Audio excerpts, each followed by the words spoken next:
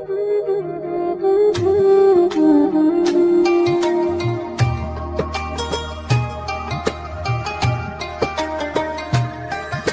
و نسلم علی رسولہ الکریم اما بعد فاعوذ باللہ من الشیطان الرجیم بسم اللہ الرحمن الرحیم یا ایہا الذین آمنوا کتب علیکم الصیام کما کتب علی الذین من قبلکم لعلکم تتقون صدق اللہ العظیم ان اللہ وملائکتہ یصلون علی النبی یا ایہا الذین آمنوا صلوا علیہ وسلموا تسلیما صلاۃ والسلام علیک یا رسول اللہ وعلی آلک واصحابک یا سیدی یا حبیب اللہ۔ معزز سامعین ناظرین، آج کی گفتگو رمضان المبارک کی فضیلت کے حوالے سے اللہ رب العالمین اپنی لارب کتاب قرآن مجید برقان رشید میں ارشاد فرماتا ہے یا ایہا الذین آمنوا کتب علیکم الصیام کما کتب علی الذین من قبلکم لعلکم تتقون، کہ اے ایمان والو تم پر روزے فرض کیے گئے ہیں جیسا کہ تم سے پہلے لوگوں پر، تاکہ تم پرہیزگار بن جاؤ۔ تو یہاں پہ اللہ رب العالمین نے آیا مقدسہ میں کتبہ بمعنی فرض، کہ اے ایمان والو تم پر روزے فرض کیے گئے ہیں جیسا کہ تم سے پہلے لوگوں پر، یعنی یہ قدیم عبادت ہے، روزہ قدیم عبادت ہے، جیسے کہ اللہ نے پہلے انبیاء پر، ان کی امتوں پر روزے فرض کیے تھے، ایسے ہی لعلکم تتقون، تاکہ تم پرہیزگار بن جاؤ، یعنی گناہوں سے بچو۔ یہاں پر نبی محتشم صلی اللہ علیہ وآلہ وسلم نے ارشاد فرمایا کہ روزہ بندے کی نگاہیں جھکا دیتا ہے، شہوت کو ختم کر دیتا ہے۔ نبی محتشم صلی اللہ علیہ وآلہ وسلم نے ارشاد فرمایا، متفق علیہ روایت ہے، صحیح بخاری صحیح مسلم کے اندر موجود ہے، کہ نبی محتشم صلی اللہ علیہ وآلہ وسلم نے ارشاد فرمایا کہ اے نوجوانوں کے گروہ، تم میں جو طاقت رکھتا ہے وہ کوشش کرے نکاح کی، اور جو نکاح کرنے کی طاقت نہیں رکھتا وہ روزہ رکھے، روزہ بھی شہوت کو ختم کرتا ہے۔ تو یہ تھی قرآن کی آیا مقدسہ۔ اب نبی محتشم صلی اللہ علیہ وآلہ وسلم کا ارشاد پاک، ان ابی ہریرہ قال قال رسول اللہ صلی اللہ علیہ وسلم اذا دخل رمضان فتحت ابواب السماء وفی روایت فتحت ابواب الجنہ وغلقت ابواب جہنم وسلسلۃ الشیاطین وفی روایت فتحت ابواب الرحمہ۔ نبی محتشم صلی اللہ علیہ وآلہ وسلم کا فرمان علی شان جناب ابو ہریرہ حدیث کے راوی ہیں۔ اللہ کے نبی ارشاد فرماتے ہیں کہ جب رمضان آتا ہے، داخل ہوتا ہے، رمضان کی انٹری ہوتی ہے، تو اللہ آسمان کے دروازے کھول دیتا ہے، اور ایک روایت میں ہے کہ جنت کے دروازے کھول دیے جاتے ہیں اور جہنم کے دروازے بند کر دیے جاتے ہیں، اور شیاطین کو زنجیروں سے جکڑ دیا جاتا ہے، اور ایک روایت میں ہے کہ اللہ اپنی رحمت کے دروازے کھول دیتا ہے۔ تو عزیزان گرامی، اس احادیث مبارکہ میں اذا داخل رمضان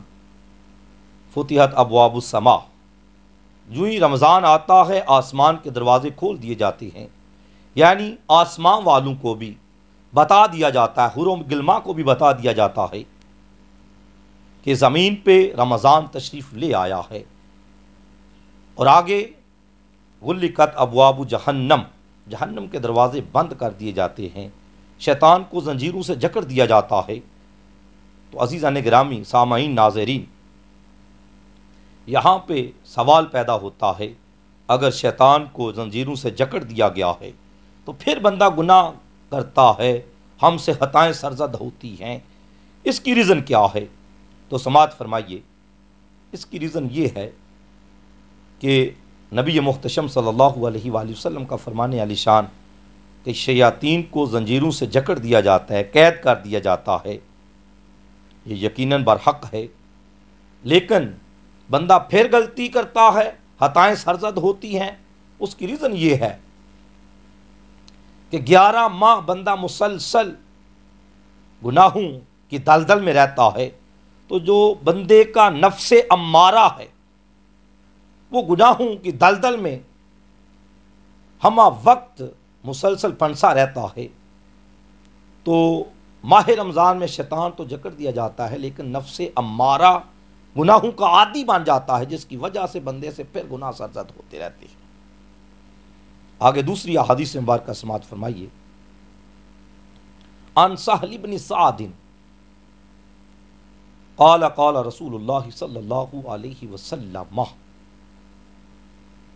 حضرت سہل بن سعد حدیث کے راوی ہیں کہ نبی محتشم صلی اللہ علیہ وآلہ وسلم نے ارشاد فرمایا، فی الجنت ثمانیۃ ابواب، کہ جنت کے 8 دروازے ہیں، منہا بابن، جن میں سے یعنی 8 دروازے ہیں جن میں سے یسمی الریان لا یدخلہ الا الصائمون، جن میں سے ایک دروازہ وہ ہے جس میں صرف روزے دار داخل ہوگا۔ یعنی جنت کے 8 دروازوں میں سے ایک دروازہ ایسا ہے جس کا نام ہے باب الریان، اور اس میں صرف روزے دار ہی داخل ہوگا۔ تو عزیزان گرامی، اس حدیث کی شرح سماعت فرمائیے۔ یا تو جنت کے 8 طبقے ہیں، ہر طبقے کے لیے علیحدہ علیحدہ ایک دروازہ ہے، یا جنت کی جو پہلی دیوار ہے اس کے اوپر 8 دروازے ہیں، اور ہر نیکوکار علیحدہ علیحدہ اس سے انٹر ہوگا۔ تو جو ایک دروازہ خاص ہے، یسمی الریان، ریان کا معنی ہے تر و تازگی، سیرابی۔ تو عزیزان گرامی، روزے دار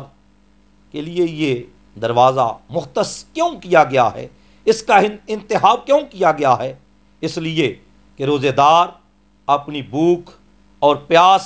کی تکلیف کو کاٹتا رہتا ہے، تو جو ہی اس دروازے سے انٹر ہوگا، آگے پانی کی نہریں، آگے شہد کی نہریں، سیرابی، اس کے لیے تر و تازگی، فروٹ، ہر طرح کی نعمتیں ہوں گی۔ تو عزیزان گرامی، تیسری حدیث مبارکہ سماعت فرمائیے۔ نبی محتشم صلی اللہ علیہ وآلہ وسلم کا فرمان علی شان، ان ابی ہریرہ قال قال رسول اللہ صلی اللہ علیہ وسلم، من قام رمضان، من صام رمضان ایمانا و احتسابا غفر له ما تقدم من ذنبہ، ومن قام رمضان ایمانا و احتسابا غفر له ما تقدم من ذنبہ، ومن قام لیلۃ القدر ایمانا و احتسابا غفر له ما تقدم من ذنبہ۔ حضرت ابو ہریرہ حدیث کے راوی ہیں۔ نبی محتشم صلی اللہ علیہ وآلہ وسلم ارشاد فرماتے ہیں، من صام رمضان ایمانا و احتسابا غفر له ما تقدم من ذنبہ، جو بھی رمضان کا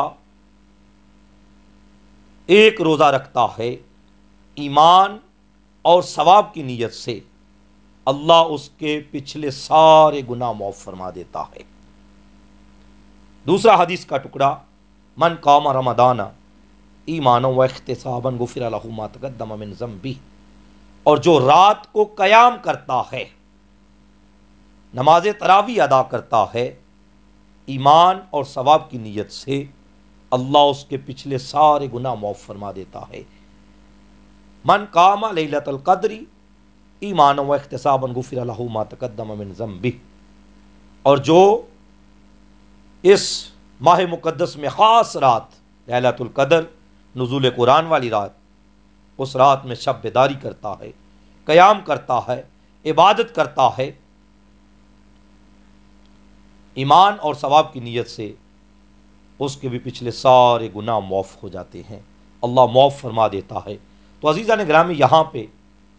ایمان اور احتساب کی بات ہوئی، احادیث مبارکہ کے الفاظ۔ تو ایمان کی بات، ایمان کی قید اس لیے محدثین یہاں لکھتے ہیں اس لیے لگائی گئی کہ اگر کوئی غیر مسلم ہے، یہودی ہے، ہندو ہے، بت مت ہے، کوئی بھی اپنے دین کے لحاظ سے روزہ رکھتا ہے تو اس کے لیے اس کے اوپر اجر نہیں ہے۔ کیوں؟ ایمان شرط ہے۔ اس عبادت کے لیے پہلی شرط کیا ہے؟ ایمان، اور دوسری احتساباً، قسم سے مانا گمان کرنا، ثواب طلب کرنے کی غرض سے۔ تو اگر کوئی بندہ بیماری کی وجہ سے، محدثین لکھتے ہیں بیماری کی وجہ سے علاج کے طور پہ کوئی بندہ روزہ رکھتا ہے ثواب طلب کرنے کے لیے نہیں، تو وہ بھی اجر سے خالی ہے، کیوں؟ وہاں احتساب نہیں ہے۔ آگے سوال پیدا ہو سکتا ہے، پھر روزہ رکھنے سے بندے کے سارے پچھلے گناہ معاف ہو جاتے ہیں، پھر آگے تراویح کی اور آگے لیلۃ القدر کی پھر کیا بات تھی، کیا ضرورت تھی؟ تو عزیزان گرامی سماعت فرمائیے، نبی محتشم صلی اللہ علیہ وآلہ وسلم نے ارشاد فرمایا کہ جب بندہ روزہ رکھتا ہے ثواب کی نیت سے، ایمان اور احتساب کی نیت سے،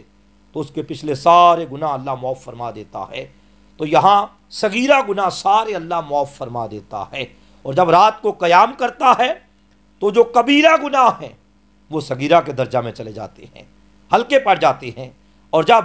لیلۃ القدر کی رات آتی ہے